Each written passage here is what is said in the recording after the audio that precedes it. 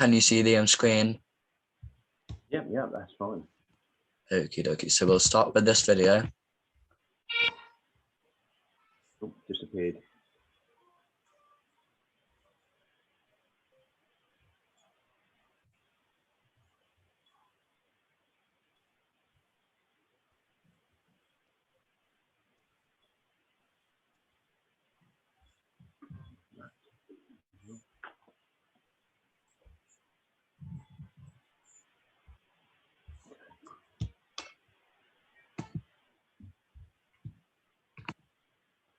Okay, so there's the video. So first off, I'm going to start off by introducing myself.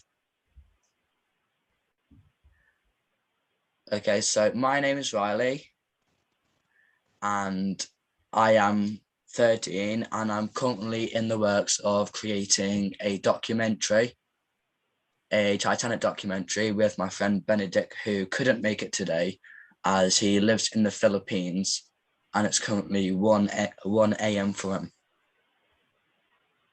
We are both Titanic enthusiasts and we have a book that's being created, which we're hoping it's going to be published on the 1st of September 2021 by the help of George Behe, who is a Titanic historian. Okay, so there's me done with that. Do you want to introduce yourself? Yeah, my name is Sonia Medhurst. My great-grandfather was Robert Hitchens, who was the quartermaster and helmsman on the Titanic. He was steering the ship on that night. So yeah, that's me. It's just nice to be here with Riley, and hopefully we can have a little discussion about things. That'd be really good. Okay. So first off, you're going to start by a video that Benedict made asking some questions.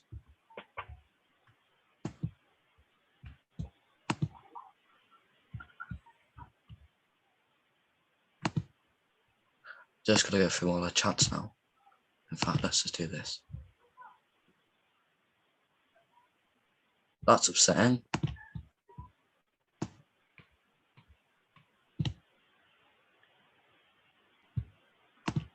Wait.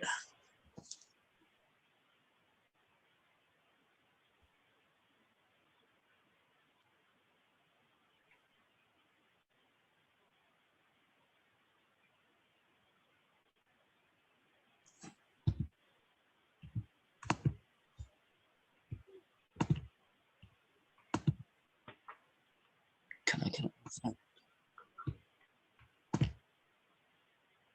Oh, plugins required.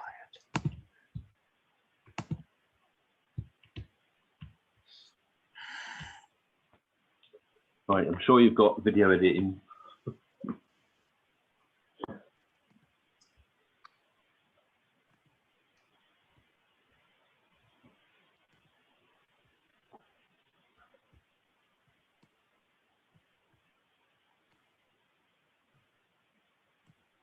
Oh, I just had it.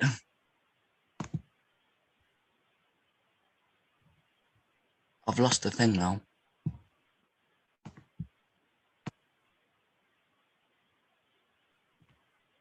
There we go.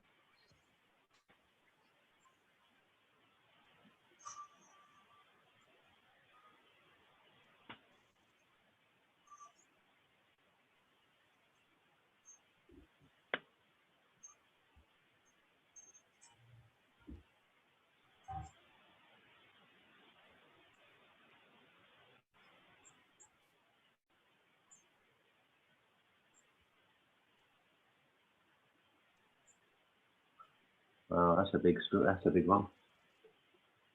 You've got all evening. Oh, that's still playing. There we go.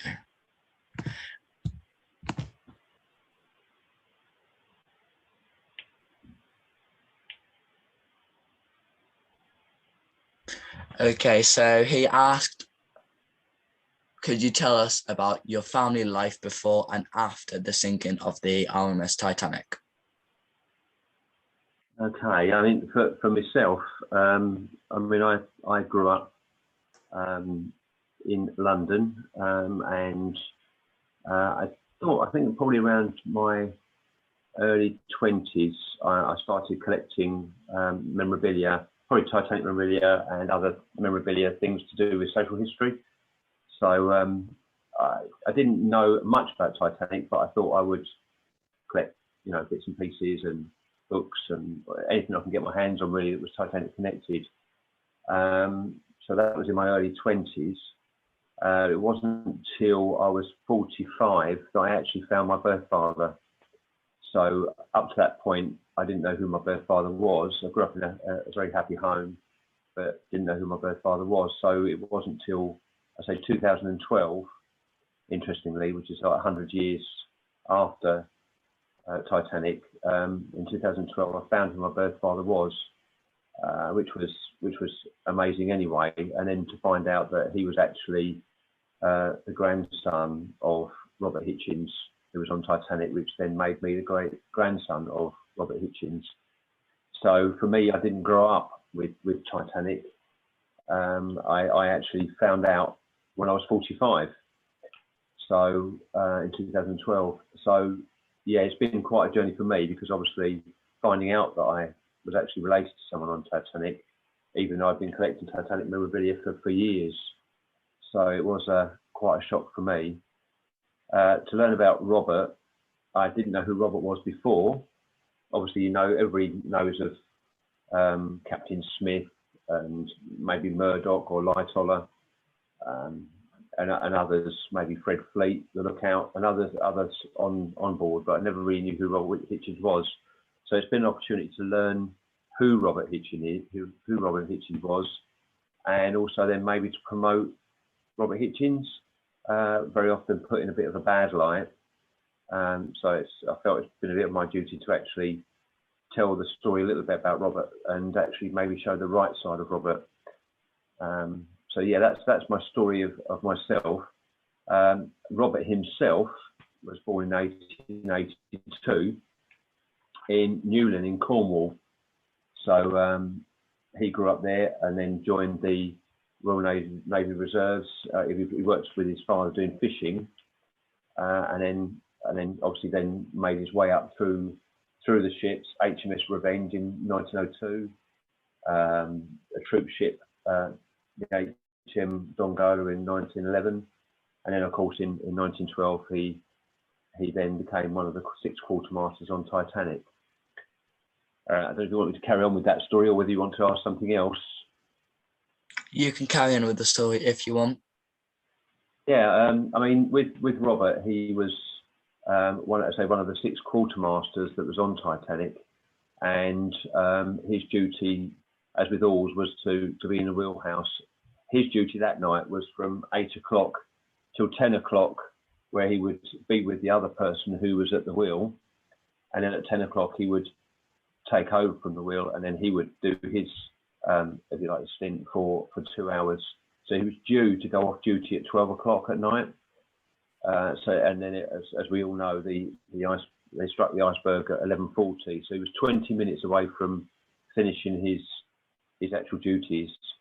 So yeah, that was what happened there, 11:40, and the 3 bells were rung, and he was told to go hard a starboard, which would turn the ship to port, which was to the left, and then obviously to avoid the iceberg, and then to go hard a port to then steer around it, which I imagine would be clearly so that it would steer around the iceberg and wouldn't damage the propellers as well, which it does seem that though it was gashed in the side of the ship, it it didn't seem to have got as far as the propeller at the back. So at that point, Robert then was to stay on duty for a little bit longer, and then he was relieved and told to go to a lifeboat, which he did some other things before that, but then eventually he was told to go to lifeboat 6. What you've got to remember is that all the quartermasters had a boat assigned to them. So every quartermaster survived because they were given duty of a lifeboat. And obviously Roberts was on the port side in lifeboat 6. And the other thing to remember is that he was in charge of lifeboat 6. He wasn't a passenger on lifeboat 6. He was actually given complete control of lifeboat 6. If you wanted to say, he could be, as it were, the captain of lifeboat 6, as each of the quartermasters would have been. And it was his duty then to take all of those to safety. So he set out at 1 o'clock in the morning and set out. Now it's interesting that Lightoller, the captain as well, they all saw a light in the distance, which they thought was a ship that wasn't far away. So they actually wanted everybody in their lifeboats to head towards that light.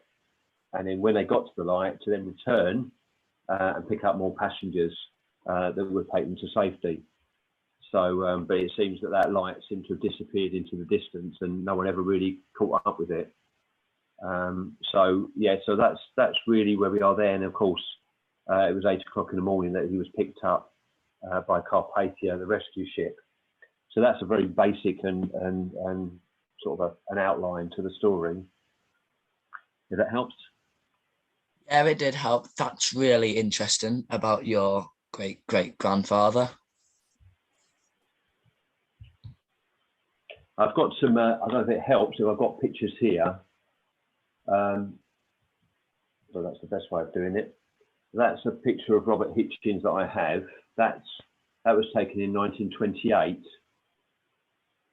So when he continued his journeys later after Titanic, he was a quartermaster for many, many years after that, and other duties as well. You have here, that's a picture of myself as a baby, and the lady with the dark hair is Robert Hitchens' daughter. Oh wow! Ivy. That's Ivy Hichens, who was Robert's daughter, and that's me being held by Ivy Hichens, and that's my mum over on the left. So that's me as a baby being held by Robert Hitchens' daughter. So that's quite a precious picture, really. Gives me quite a connection with Robert. Something else that may help, it just help for those who maybe are watching another time. That is Robert in his lifeboat 6. What you'll see is what he said all along was that he was standing the whole evening, making sure that it was going where it should be going, and also he wasn't wearing a hat, and he had a half wet, half dry blanket that kept him sort of semi-warm. What you'll also notice is that right at the front is Fred Fleet, who was one of the lookouts that night too. So it was quite an interesting journey, I've no doubt. But obviously there were some issues on board the lifeboat as well. But Robert was in control of the lifeboat, and he wanted everybody kept in safety. Well, he must have been freezing on that lifeboat. I think they were all freezing, and they were probably frightened as well. You know, no one really knew what was going on. I mean, a lot of people didn't want to get on lifeboats because they felt that if why would you want to get on a cold lifeboat when you could be in a nice warm ship? They didn't really have any idea that the ship would actually sink. They thought that, you know, they'd end up going out on a little boat out on the sea and then be brought back in the freezing cold. So they thought, no, we'll just stay aboard. So a lot of people didn't actually get on board at all on the lifeboats, which was quite sad. So though many of them went off with not many on, there was a reason for that some of the time.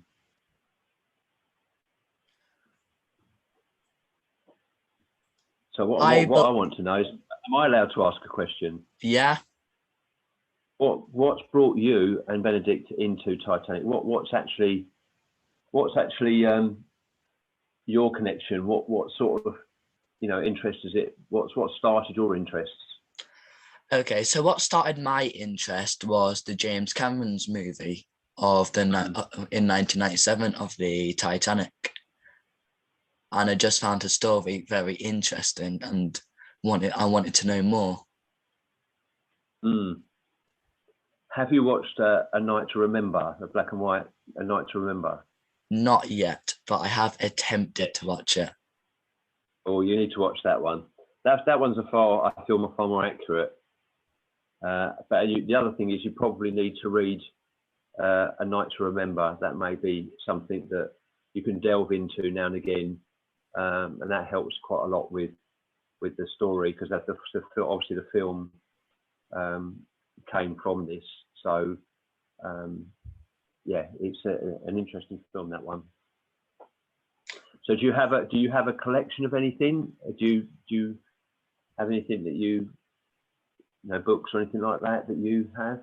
Yeah, I have recently started a collection, but I've left them at home because at the moment I'm in England and I live in Wales. Okay. So I left them at home. I've got a book which is facts about Titanic. Yep. I've got another book which has the story of the Titanic and some facts into it, like her construction, the maiden voyage, the departure, stuff, the iceberg sinking, the Carpathia. Yes. As well as I have a poster which came with the book, which had many, many more facts on it. Yes. I've also got a Titanic mug, which I got from a Titanic museum. Okay. A key ring and a magnet. And currently trying to get a Titanic model. Yeah, Titanic models are not easy. I've just finished basically the one, quite a big one, which was a 4-foot one. But that took me about 5 years to make it in total in the end. But really, ideally, that's quite a big project. You're going to take on a big model job, but you can get smaller ones that are far easier to do. So I would recommend going for a smaller Revel one or something like that to start off with. Mm-hmm. Okay, so the next question I have is, how did you become interested in the Titanic disaster, and when did your interest first awaken? I would say my early 20s is when I found the story of Titanic interesting. I went to the library, and I think that's where I probably picked up my first book. It was probably I'll be honest, it was probably a library sale, you know, where they sometimes sell off some of their old books. Yeah. And I think it was at that point I saw probably a couple of Titanic books that were together. I thought, you know what, I'm interested. I'll have a little look at that. So I think I bought them, and then after that, there was sort of a growing interest after that. But at that point, I had literally no idea that I was actually connected to Titanic at all as a relative. So yeah, it was a strange thing to actually find afterwards that you're actually related. So it's been quite an adventure, really. But yeah, I think books really, that, you know, there's so many books out there now that can give us a real interest in the Titanic. So I hear that you're having your one done. Are you in this year? We're trying to get it published this year, but we may postpone the schedule. I think I said that right, to April 2022. Yes. As it's taken far longer than we thought, as the book still needs editing and stuff like that. Books take a long while to do. I'm actually done one myself, actually, which is due to come, but this is a bit of a news flash because nobody else knows this yet. But it's due to be published in April next year. So there will be, I have done one myself, so hopefully that will be something that people will be interested in too.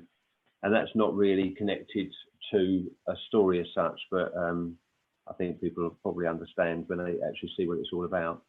But yeah, that's due to come out in April. having George Behe involved on your side is a big bonus, because George is a great fella, so, and a great encourager. So I found that myself really in speaking to him. So, yeah, so he's helping along with that, is he? Yeah, he is currently helping us at the moment. Yeah. Like, he's gonna proofread it and then probably make some edits to it and then publish it. Yeah, that's very kind. It's very good of him to get involved in that way.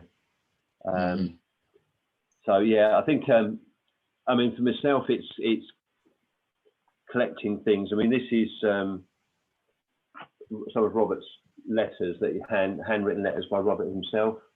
So you can see that. I mean, if we had handwriting like that. Oh wow! Quite a handwriting, isn't it? If I sort yeah, of show that to you. Very fancy. Yeah. So he wasn't a Darth Sailor. His handwriting was a lot better than mine. So yeah. So having some of his handwritten letters is quite fascinating, really, and some signatures and stuff like that. But yeah, I think over time you collect bits and pieces, don't you?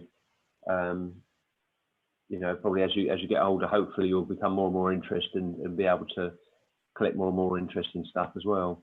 Mm-hmm. So how do you know how Benedict got involved in all things Titanic? I'm not sure with Benedict, as he hasn't really discussed it with me, to be honest. Yeah. But I met him by the Titanic book club. Okay. I also met George there as well. Yes. Yeah, I think I think it's a good way. I think books are not always easy to read.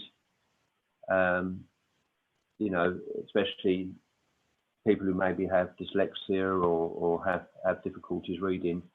But I'm thankful for the great variety of books that there are, different sort of, you know, different types that you can read and look into. So what's your next aim within the Titanic circle, within the book club or with yourself? So to produce some kind of a documentary, is it? Yeah. We're trying to produce a documentary based on the book, as well as including some documentaries, some videos and stuff like that. Yes. That's a good project. That's a big project to take on. Mm-hmm. We reckon it's going to take us a couple of months or even years. Yes, it may well do. I think the editing process, you know, maybe taking parts out, putting bits in the right place. But I think it's a good project to do, and I think I'll give you full, you know, well done for it. Well done for having the go. Thank you. Another question is, does your study of the Titanic and or her passengers overlap with any of your other historical interests? If so, what are those other areas of interests? Well, you got me there completely. Yeah, I mean, I've been interested in social history. So there are some other things like, I don't know if you wanted to say the 1966 World Cup, from the Dam Busters to all sorts of bits and pieces like that. So in some senses, they don't really overlap, I would say. I think the Titanic story has been very much on its own, but I do have a real interest in the people of the Titanic.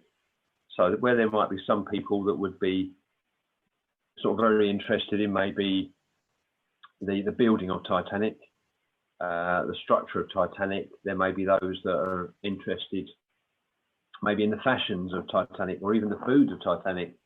Mine's more on the stories of Titanic. So there is some amazing websites that I would recommend for anybody who wants to study Titanic. I would say Encyclopedia Titanica is an excellent place to go. that will give you a great grounding on an awful lot to do with the people and things, all things Titanic really. And if you're interested in the inquiry, which is, again, I would say definitely would be a great place to go, which is the titanicinquiry.org. I don't know if you've ever been on that site, but that is all the inquiry from after Titanic. So it has all of the witnesses, and Robert took part in that as well. So there's a lot of what he said, which I find absolutely fascinating as well. So somebody definitely worth going and have a look.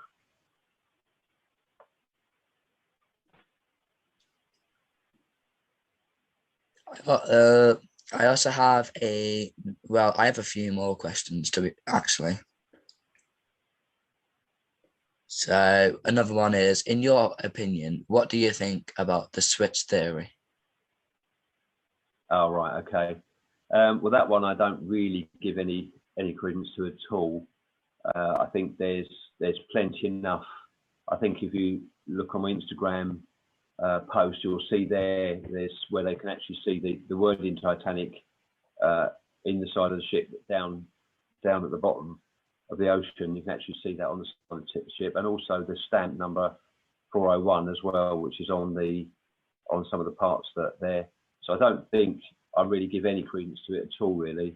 From my point of view, anyway. Definitely, I do believe it's Titanic down there, and it was definitely Olympic that was used later on, then used in the war, and then was scrapped in 1935. So I think in my mind, there's no real, well, there's none. There's no sort of credence to the switch theory at all. Me personally, I don't believe in the switch theory. No, it doesn't. There's not really any sense to it. I know whether there's people talk about insurance and all sorts of other things. There's not really anything there. I believe that is sufficient to actually even go down that route. Really, It's one of those stories that people enjoy just to cause a problem more than anything else, I think.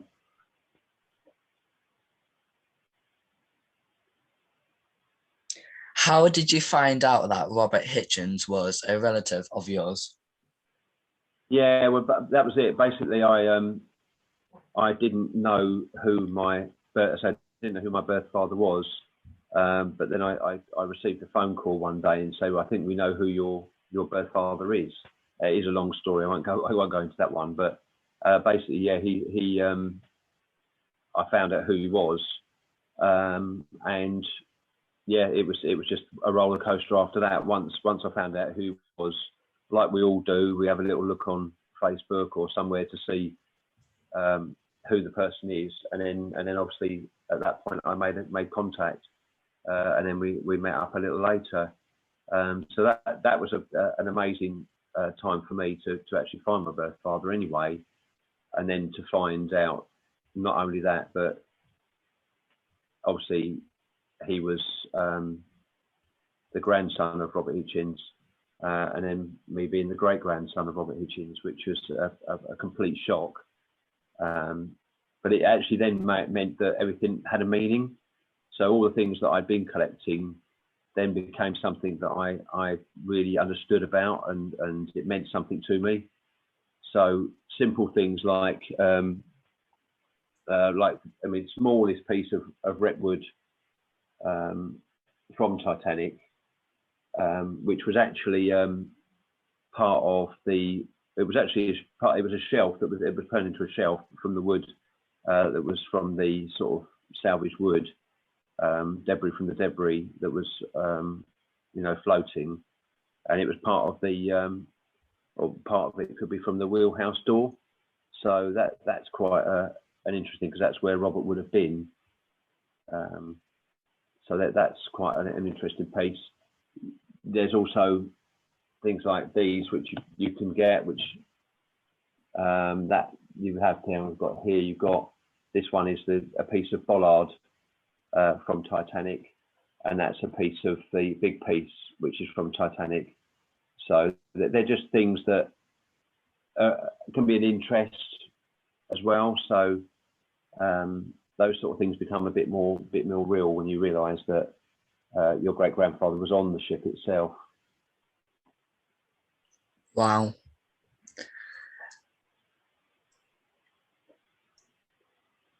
Do you have? Something else that? Oh, sorry.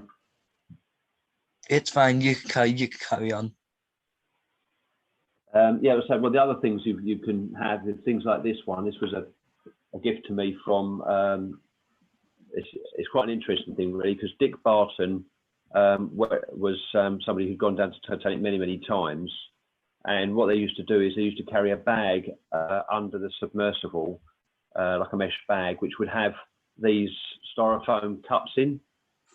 So just a normal styrofoam cup, and when they went down, the pressure of the water would shrink them to like the thimble size, which is that one there. So this was taken in 2000 down to Titanic wreck. So this one here is one that's been right down to Titanic under the submersible. So things like that are quite interesting, aren't they? Yeah. To sort of look at and have. Now the only thing I do have that was actually Robert Hitchens was this tray, which I've got here. I thought I'd bring it to show you. So that's Robert Hitchens' tray. That's actually the tray that he owned and he used on his journeys. Wasn't on Titanic, but after Titanic, I think he must have had this, and he used it on the ships where he'd have his lunch on, things like that on board. So that's the only thing that's in the family, the only known thing that actually belonged to Robert Hitchens. So that's quite a thing to have, really, which is in my care, really, more than anything else, to be passed down the family.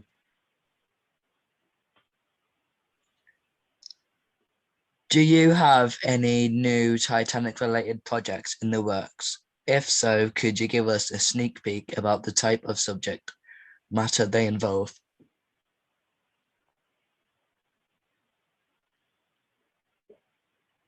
I don't know if you've got any other questions.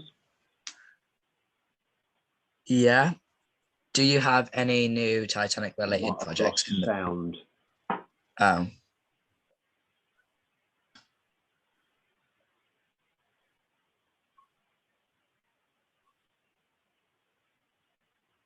Can you hear me now? Yeah, I've got you now. I've got you back. Okay. Do you have any new Titanic-related projects in the works? If so, could you give us a sneak peek about the type of subject matter they involve? Okay, so yeah, the book. My book is with the publisher at the moment, and it's due to be published in 2001 in April. Now I'm going to give you a sneak peek, which nobody in the world has seen before. You are the first person to see it, and it's a little sneak peek. So you probably can't see it very well, but we can see it perfectly fine. Yeah, so that is the book that's coming out next year. So you are the first person to see that.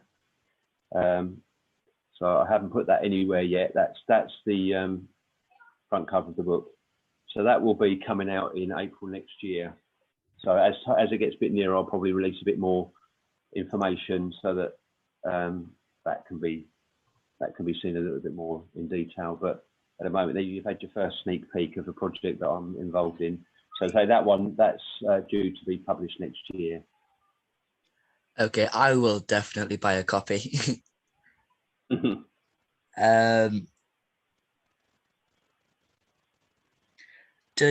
Wait, I've already asked that one. What are some of the most important or most surprising historical discoveries you've made whilst researching the Titanic disaster? I think all of it to me, because obviously with me, I didn't really know anything about Titanic as such until I would say once I found my birth father in 2012, then it all kicked off. So from that point, everything's been new, everything's been fresh. So finding information about Robert himself has been interesting. So I've done a lot of work on his history. So trying to find out what ships he went on after Titanic, and then getting involved. This was, I think, I'll show this. I don't know if you can see it. I'll try and put it on the screen without the thing. But we were able to actually get a headstone for Robert done. We can see it. You can see that. Yeah. So it was. He didn't have a gravestone. Sally Nielsen, who's a cousin, found where he was buried, but it would have been basically a poor man's grave. So it took a long time really then to decide, right, well, we'll get a gravestone put there. So that was one of the highlights was to actually get a gravestone for Robert Hitchens in Aberdeen, in Scotland. So yeah, that was a proper highlight. One of those things that was able to be done. He died in 1940, so I never met him, even though I might look like I was around in 1940. But yeah, he died in 1940 on the 13th of September. So you know, he died of a heart attack when he was offshore in Aberdeen. They thought he might have been either buried at sea or whatever, but they actually found his grave in Aberdeen, which was a good thing, because then we were able to get a gravestone there for him. So that was quite a precious thing, really. Okay, that's all the questions I have. If you want to ask any questions for me, you're more than welcome to. Yeah, I think where do you go from here? What's your next project? What's your main aim now? Next project, or what we have planned next. We don't really have anything planned next yet. No. But we will probably think of something. So you're part of the Titanic Book Club, are you? Is that where you are on Facebook? Is that? Yep. Or is that... Yep, so what? So what we I do run a Facebook group called Titanic Memorabilia, as well as the Instagram Titanic Memorabilia. So those two things, if anybody's interested, they're there for people if they're ever interested in all things Titanic and want to learn a little bit more.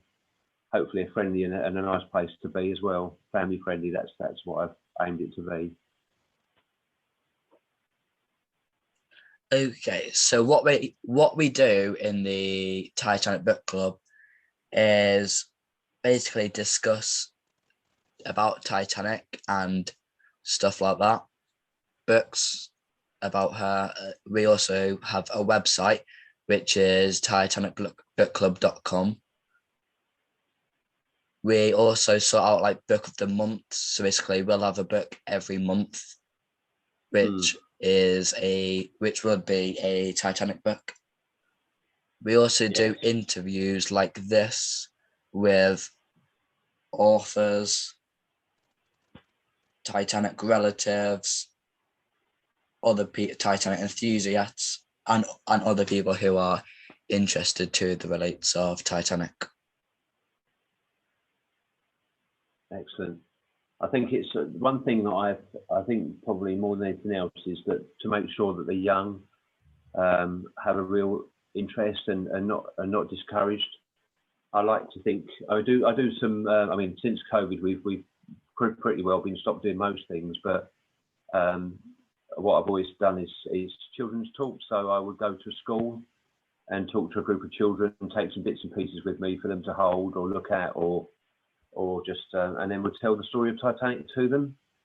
So that's something that's been quite precious. And I think the reason I'm happy to do this evening really is because I want you to be encouraged. I want you to go on from strength to strength and enjoy what you're doing. The story of Titanic is a fascinating one. There's so many aspects of it, whether it's the rich, the poor, whether it's the clothing, the food, the way it's built, how it sank, and then it moves on then to other things, you know, with the Olympic and other ships as well. So my word to you is to be encouraged and continue with what you're doing, because you're doing a great job. Thank you.